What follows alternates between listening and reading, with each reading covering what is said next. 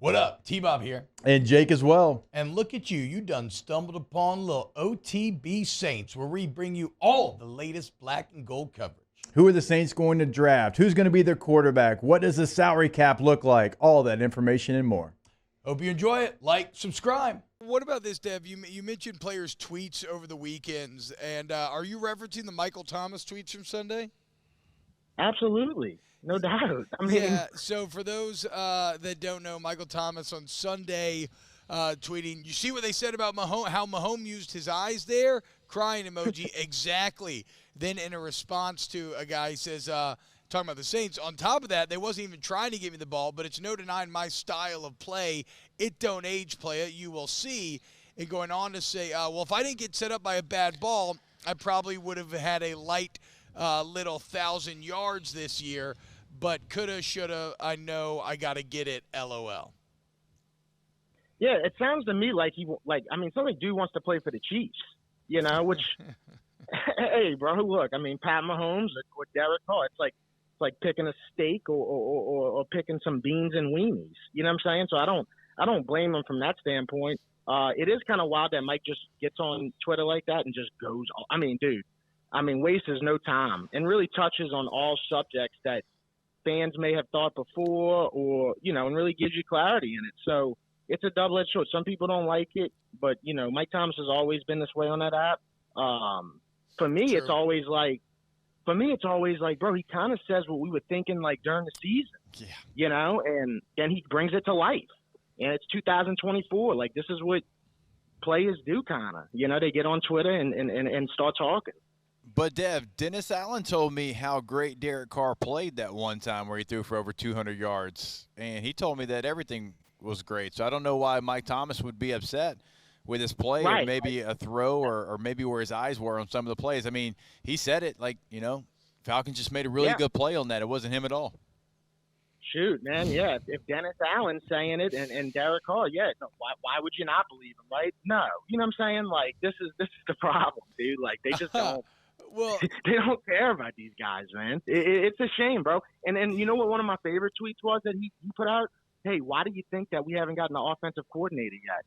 Because nobody wants to work with this dude, Dennis Allen. You apologize to the Falcons, bro. Like, who wants to really, get behind that? Wake up in the morning, man, we're going to go to war with this guy.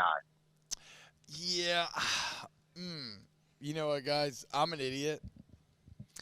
Because I've kind of made peace with the fact that it's going to be DA and Carr next year, and now I'm kind of like, well, you got to go all in on it, right? Like so this is where it's going to be weird, Dev. Is to me the only pathway to Saints success. Like, Jake, what's the old saying?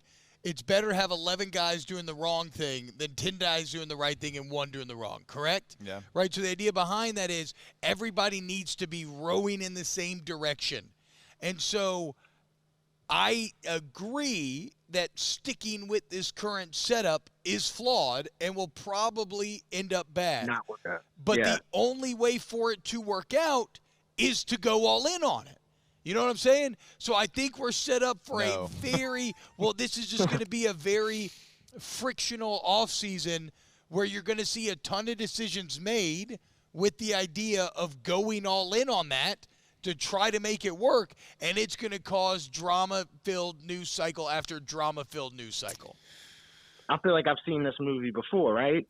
And then here's the thing, dude. Like, the Mike Thomas, coming out tweeting all this stuff, but that don't even mean that he's not going to be a Saint, because we've seen this before too, where Mike is tweeting in the offseason. Next thing you know, they go sit down and Mike's good. Yeah. Well, the problem is, dude, y'all at the Senior Bowl right now, and the Saints ain't got an offensive coordinator. How do you even do that? I don't even understand that. How do you pitch to players?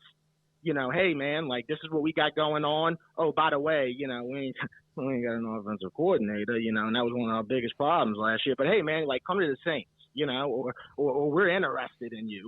Dude, it just don't. I don't know, man. Why are we taking so long to hire an offensive coordinator? The position that we really that struggled the entire season. It's weird, man, because I think they would argue that where they're taking their time and being shrewd, but there is also the kind of base idea that as more and more guys come off the board, right? I mean, you've already had you got Shane Waldron going to Chicago. Zach Robinson just goes to Atlanta. Dan Pitcher decides to stay in Cincinnati. Gerard Johnson has not gone to Rio. You've actually interviewed him twice. So there is the other idea that, like, as you know, take your time, but as more guys get picked up, are you losing, right? Like what was so attractive about these other guys that you didn't fall for them, whereas other teams did? So I don't know. But again, this is kind of to my previous point, Dev, where it's almost like anything they do is just going to annoy you because we just, you know, a lot of us just don't believe in the baseline of Dennis Allen and Derek Carr as being the answer. Yeah, that's true. I mean, and also in the back of my head, I just wanted a high-energy guy at offensive coordinator, somebody that could really, like, bring a spark. Like, it really pissed me off that we didn't even, like, try to go after Kingsbury. You know, like, nothing, bro. Like, I just can't wait to see. Like, are you going to hire this guy, Gerard Johnson from the Texans? I mean, I don't even know a lot about that dude. I know he was, like, the quarterback's coach for, like, a year. You know? I mean, I don't know. So – I don't mind that. I mean, you're going to have to give somebody – like, you're not going to get a great OC to come be your OC, right? So, like, you know you're going to have to give somebody their first opportunity to be an OC. And you saw what Johnson did with C.J. Stroud. Like, I get behind that as kind of a young, exciting sort of hire. Look, it very easily could be Ronald Curry as well, who's already in-house. Yeah. That feels like the big that feels like a move the Saints would make. That's true, and that can make sense to bring in all these people and then end up just giving it to Ronald Curry. That's what I really feel like is going to happen, dude. And I feel like they're just going to release that probably like in a week or something like that. And it's just one of them highs where it's like, oh, all right, okay, you know, like that works. But I mean, I'm going to be in improvement mode with the OC anyway, right? Like, I don't think there's a name out there that if you got him, I'd be like, oh yeah, dude, here we go. Like, so like, no, I mean, it's going to be like that is one thing. Again, while I can recognize now that they've chosen this path, how you have to accomplish it is going to create, you know, a lot of friction, I think. I'm no longer going to give them the benefit of the doubt, right? They're going to have to prove to me that this stuff is going to work. And that's what as the sunshine starts to creep in and I want to pump it, I'm going to have to fight all year long against that. And just remember, no, make them prove it to me before I crown them. Saints plus 8,000 to win the Super Bowl next year. Oh, I mean, that looks like good value, dude. I mean, I don't know, dude. What does that turn? $10 and 800? If you hate money, let's go. I mean, what do you mean, dude? Money. But $10 could be $800, dude. Yeah, I mean, sure. I mean, the Bush League Bolts are probably like 3,000 or something. Jim Harbaugh said he was starstruck when he met Justin Herbert. Yeah, how about that, dude? Yeah. Starstruck. Look, he might be nuttier than a payday, but he's a better option than Brandon Staley. Okay? Nuttier than a payday. Yeah. No, look, Harbaugh's payday's beast, got their it's nuts. like all nuts. Yeah, for sure. No, that's great. Hey, I'm normally used to squirrel turd. I used that one for a long time, but I changed it to payday lately. Hell yeah. All right, what you got, Deb? Weekend winner, Teddy Bridgewater, because he's retiring. They had the picture last night of him and Dan Campbell side to side walking out the stadium. I just, name a better guy. Teddy Bridgewater, dude. Like, anywhere he went, people just loved him. Yeah. His stint with the Saints was legendary. When he came in for Breeze that year, dude, you want to talk about somebody that was hitting Mike Thomas.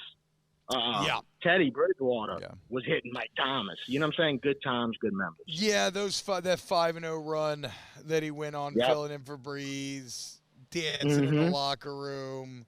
Winning that Rams game. Or is that the one they lost? No, that's when they lost because they called Cam Jordan's play dead when he should return for a touchdown. But either way, Teddy Bridgewater. It's crazy how much impact these kind of journeyman backup quarterbacks have had here on the city lately. Yeah. Between Teddy and Jameis. Whoa. The people's champs. And who? You're forgetting one. The Red Rifle. Andrew Dalton. Oh, yeah. Andy Dalton. How could I forget? I don't disrespect him for what he did for. He cost $4 million for what Carr did for 40. So how could you forget? Relax. If I ever see that guy, man, I'll shake his hand. Sure.